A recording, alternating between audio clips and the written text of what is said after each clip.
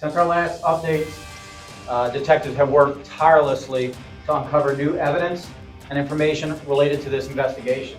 It's the update many of us have been waiting for. Sports reporter Adan Manzano was last seen with this woman, who's been dubbed the Bourbon Street Hustler. Then he was found dead in his hotel room. He was found face down in a pillow with sparing of lividity, with no lividity around his nose and mouth. You know, we don't want Ms. Colbert to see the light of day again. I'm Elizabeth Millner with Law&Crime. Police say Danette Colbert has a history of alleged fraud schemes, and her rap sheet even includes allegations of drugging men and stealing from them. Now, in Adan's case, she was initially charged with property crimes. Now those charges have been upgraded to murder. But she's not the only one police say they've arrested in the case. I heard one of the questions to Dr. Satanovich was, why did this take so long? Man, in a case like this, you got to get it right. Last month, Telemundo Kansas City sports reporter Adan Manzano was down in New Orleans to cover the biggest football game of the year until he was found dead in his hotel room just days before kickoff. Security footage showed he wasn't alone when he entered his hotel room, but he never came back out. The woman he was last seen with, Danette Colbert, who initially was just accused of swiping his credit cards and cell phone, which were found at her home, by the way. The detectives processing the hotel room, Mr. Manzano's hotel room, they had discovered that a credit card was missing. It was the same credit card that was used to check into the hotel, as well as a cell phone that was missing. They additionally went to the front desk and reviewed the video surveillance from the security cameras in the hotel, and that's when they observed Mr. Manzano arriving at his room about 4:30 or 5 in the morning on February 5th, entering the room. Short time later, the female left, and then came back, and then by 6 a.m., she left and never returned. Mr. Manzano was not seen on that security footage after entering that room. Investigation led us to develop a suspect, Ms. Danette Colbert. So that was back in early February, and she's remained in jail since, mainly because investigators were waiting for Adan's toxicology report to come back, and what the coroner found shed a whole new light on the case. The cause of death we have as the combined toxic effects of alprazolam, which is also known as Xanax, with ethanol, which is alcohol, along with what's called positional asphyxia. The positional asphyxia means that he was found face down in a pillow with sparing of lividity, with no lividity around his nose and mouth. The manner of death at this point is undetermined. Now, to give a little more detail on the intoxication, his alcohol level was 0.232, which, as most people know, is almost 3 times the legal limit of alcohol. His Xanax level was 25 nanograms per milliliter. Now, that's just a number, but to give you an idea, a person who's taking a milligram of Xanax 3 times a day, which is a very healthy dose of Xanax, would achieve a level of about 30 nanograms per milliliter. So it's not an insignificant amount of Xanax in his system. In most cases of an overdose of Xanax, especially, and I'm talking about Xanax alone, those levels are usually over 100. However, when combined with other central nervous systems depressants, that amount goes way down. So those combined effects is what causes where we are today. People ask about, why is it undetermined? Well, in most cases of overdose deaths, the manner of death is accidental. Okay, and that's whether or not there's positional asphyxia or not. They're usually classified as accidental. However, given the uncertain circumstances of this case and the additional collection of circumstances of this case, we felt that the most appropriate manner of death is undetermined. A big thank you to Odoo for sponsoring us. Odoo is an incredible all-in-one business management software that provides you with a range of applications. One of my personal favorites is Odoo's website builder. With their drag and drop features and AI copywriter, it helps me come up with website descriptions, like the site I built for my cat Buttons. It was pretty easy to set up, and just a couple minutes later, I now have buttonsthecat.com.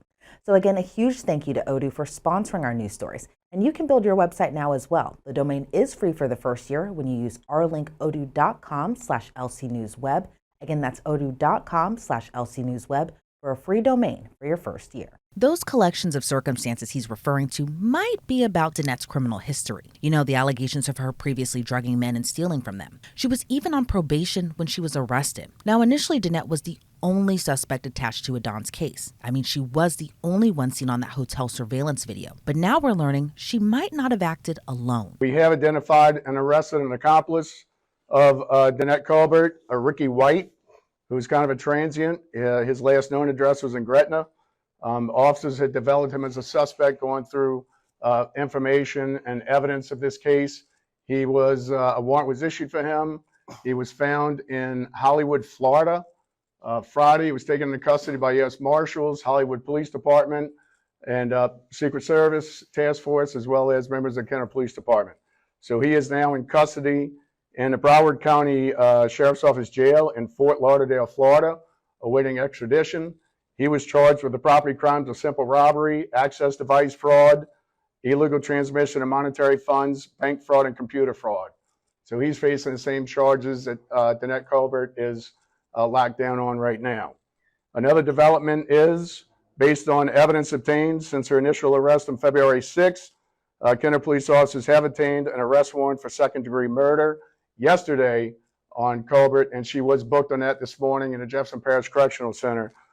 So now, as this case is ripe for prosecution, as it goes forward to the DA's office, I'm not really going to be giving much information on that because I don't want to compromise the adjudication of this case. Mr. Connick is going to be having to prosecute this case, and I'm not going to make his job any more challenging by trying it in the media as opposed to the courtroom. So that's all the information I have, other than she was booked this morning for second-degree murder based on a warrant that was signed by a commissioner, based on a probable cause in that warrant. I can tell you, to recap is basically what we said. We don't want Ms. Colbert to see the light of day again. We have worked collectively with Governor Landry, General Morrell, DA Connick, DA Williams, Colonel Hodges, Superintendent Kirkpatrick, Sheriff Randy Smith. All the probations in New Orleans and Jefferson Parish have either been revoked or there's motions to revoke them.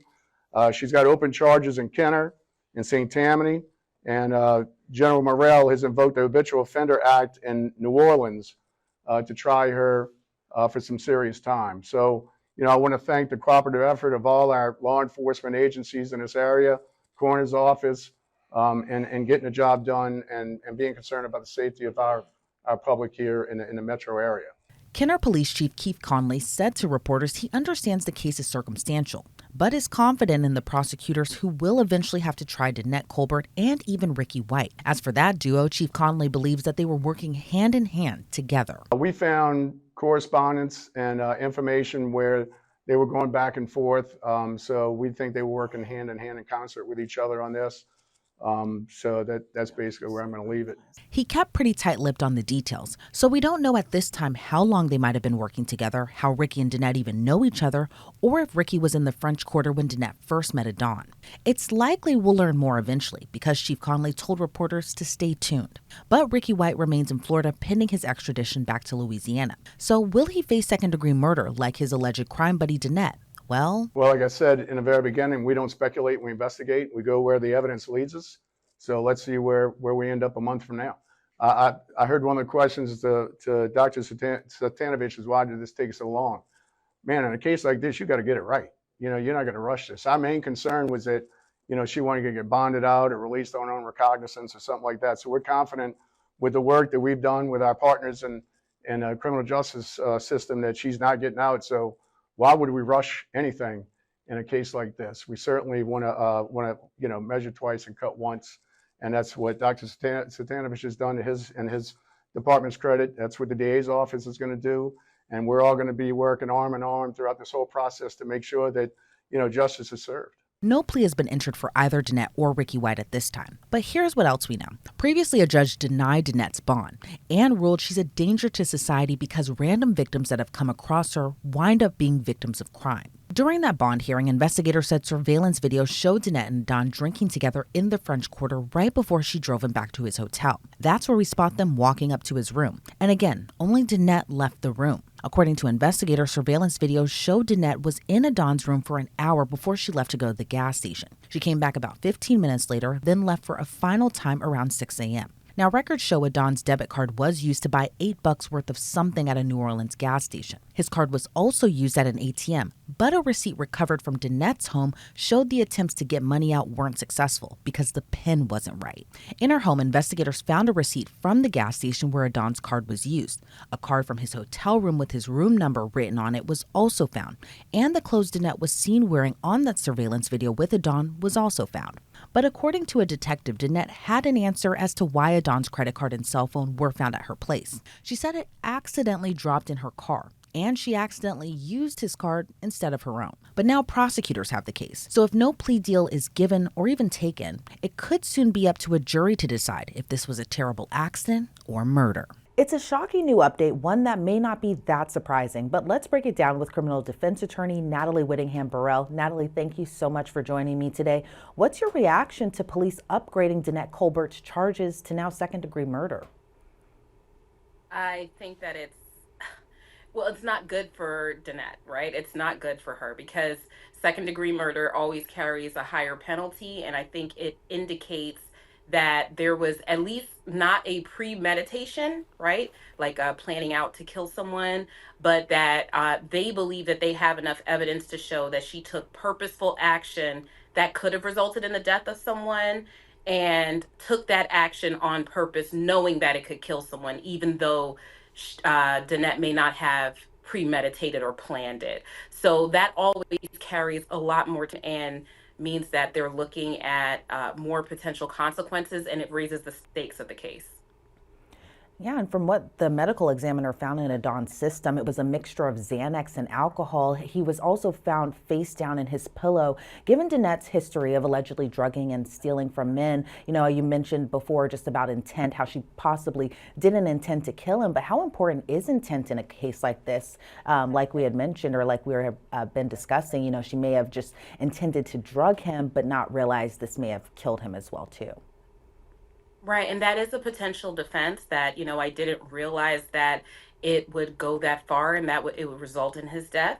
And so that's why if they can get it in, because her prior acts and history of drugging people could come in or not come in, because that could be what's called 404B evidence or prior bad acts. But let's say just hypothetically that it comes in, that can cut both ways. It can cut to show, look, she is not a great person. She's done this before, but no one had ever died, so she didn't anticipate that anyone would die. That would be the defense perspective. The prosecution perspective would be, look, you took this risk over and over again, and it was cruel, and it was heartless, and it could have resulted in someone's death, and you just kept repeatedly disregarding the risk. And so, of course, eventually somebody was going to die. And it's just horrible overall, especially given that Adan's young daughter, she had also lost her mother last year, and now Adan this year, and now their daughter is left to grow up without both of their parents now. I think one surprising tidbit that did come out of the police press conference is that she allegedly didn't act alone. Authorities say she was in communication with a man named Ricky White and that they worked hand in hand together, but he's not facing second-degree murder at this time. But the police chief said that, he pretty much told the reporters to stay tuned. Do you think that he eventually could face the same charge of second-degree murder as Danette? He could, or he could face a conspiracy charge, as in he worked with her, knowing that what he was doing with her could result in someone's death and continue to do it anyway. I don't know if they could necessarily prove that he took direct action towards the victim, but conspiracy is just an agreement with someone to commit a crime. And so if they could prove that, they probably would charge that offense. And so, yes, he does need to be on the lookout for that. And the police chief also noted, this is a circumstantial case. How much of a hurdle do you think it'll be for prosecutors when they do potentially have to present this case to a jury? Yeah, so a circumstantial case does not mean that they can't prove the case. The lack of direct evidence is always, as you know, I'm a criminal defense attorney, is always a bit more helpful to the defense to have for example, you don't have a written note where she says, now I'm going to kill somebody today. That's almost never happens, right, to prove intent.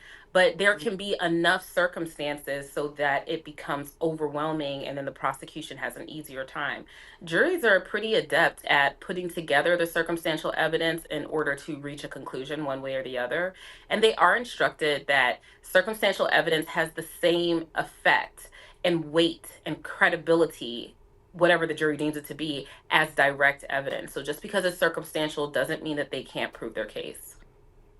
And say you were Danette's criminal defense attorney in this case. There's a lot kind of stacked against her. That 404B evidence, her previous history. She was last seen on surveillance video with Adan. His credit cards and his phone were found at her home, and the Xanax was found at her home as well too.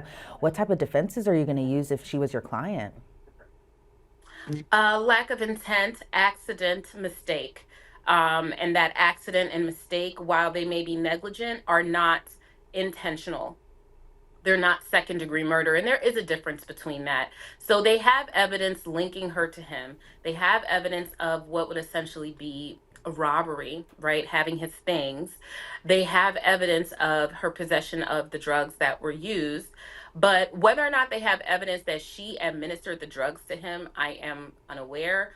Versus him taking the drugs voluntarily, that could also be another potential defense, that he took the drugs voluntarily, he assumed the risk. But it really comes down to, are they able to prove the intent, that the actions she took towards him were intentional, knowing that it could have resulted in his death. And if, like I said, it's kind of perverse in a way that the other way around, it could be read that because she'd done it before and no one had died, she did not anticipate that anyone would die. And so she did not really appreciate the risk and therefore did not have the intent. And that would be more of a manslaughter and less of a murder. And given just kind of the overall media coverage of this case, do you think it's possible that Danette Colbert could get a fair trial if she does go to trial? I think it depends on how. So, we always have our set trial dates, but then in homicide cases, those tend to move a lot. So it depends on how close the trial is to the media coverage, because as the news cycles go, things turn over and people forget. So if the trial is a little bit farther out from the furor of the case, then yes, she does have a possibility for a fair trial. But it's important to remember that the court standard for a fair or unfair trial is not about whether or not the potential juror has ever heard about the case, but instead whether or not they can put aside what they heard in order to remain fair and impartial. And as long as the jurors can swear to that, the law deems that to be a fair trial, even where there is media attention to a case. And say, for instance, and I'm just speculating here, say a judge does rule in the future not to allow her past history into the trial if this case does go to trial. How damaging do you think that could be for the prosecution in their case? It's extremely damaging for the prosecution because her attorneys can always argue mistake. If the prior bad acts evidence doesn't come in, she wouldn't be able to testify really, because if she ever got on the stand and slipped up and said, I had no idea, they could say, well, what about, they can impeach her with those prior bad acts. But as long as she stays off the stand, that really provides a nice layer of protection for the defense case. And I don't say nice layer to be flippant. I just say that is a attorney trial strategy, that your client's prior bad behavior that's similar to what they're charged with is always good to keep out. And the thing is this, they do have a way to get it in under a common scheme or plan. So basically that's her MO. That's how she commits that crime over and over again. And so you can't say it's an accident that she administered it to him. But if they can keep it out, the defense can keep it out, it's a much better trial for the defense. And do you think that potentially the defense will just want to avoid going to trial and instead take a plea deal if they're given a plea deal? Yes, if they're given a plea deal. And I could see this case coming out more of a manslaughter than a second-degree murder. And so they may have added that additional charge in order to add the pressure on her to accept a plea. But yes, with all of the circumstantial evidence in this case, I think an attorney would, unless they had, as I said, some evidence of voluntary intoxication by the decedent, a good defense attorney would counsel her to plea down to a lesser charge, because you just have so much exposure with a second-degree murder to prison time. Yeah, and talk to me also a little more about, why you think it would be better, manslaughter would be more applicable in this case as opposed to second-degree murder. Well, I don't know if it's more applicable, but what I do know is that manslaughter for a case like this, where they can't show that she set out to kill him, sometimes jurors have a really hard time with finding someone guilty of second degree murder where there is no showing of premeditation or intent. The second degree murder charge is difficult for jurors to kind of wrap their minds around. It's not impossible, but it's difficult. And a lot of times they will compromise down to a manslaughter charge. And it is more palpable for a defendant to accept a plea to manslaughter as opposed to second degree murder. So usually when that second degree murder is charged but not the first, statistically you're going to look more towards there being a manslaughter plea because it's just a more palpable plea to take.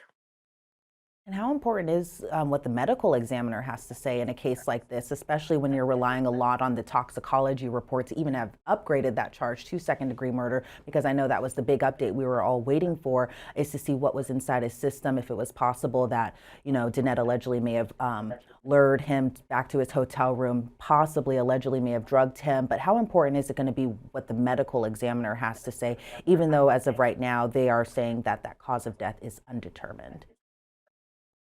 Yes, so it's very important. So right now, as it stands, with the cause of death being undetermined, that is a huge defense point or argument point for the defense.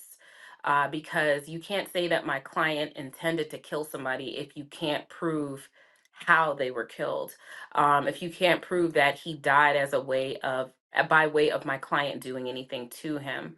And then as far as toxicology is concerned, toxicology is very difficult because sometimes it can show the sometimes it can show what substances are in a person's system far after they would have taken the substances, when it would have degraded in the system, and it might show up at a lower level than it was at the time that they took it. So convictions based on a toxicology report are difficult, not impossible, but difficult because of the science around that, the way that medications have a half time and they break down in the system and so on and so forth.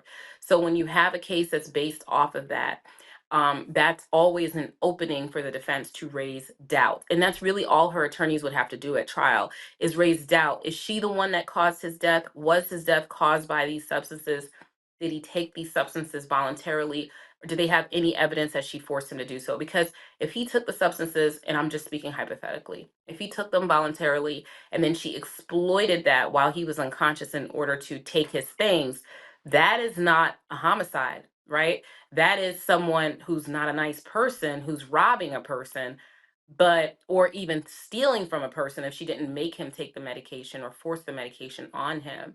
And it's not a murder under any circumstances. And that's why I said that manslaughter is sometimes that meat in between, because a jury could find that there's doubt where you lack that definitive statement from the medical examiner saying this is a homicide and it was caused by an overdose and this was not a self-administered overdose, right? If you can't get someone to definitively say that on the medical side, you have a lot of doubt, and that could lead to potentially, at least for anything related to his death, an acquittal.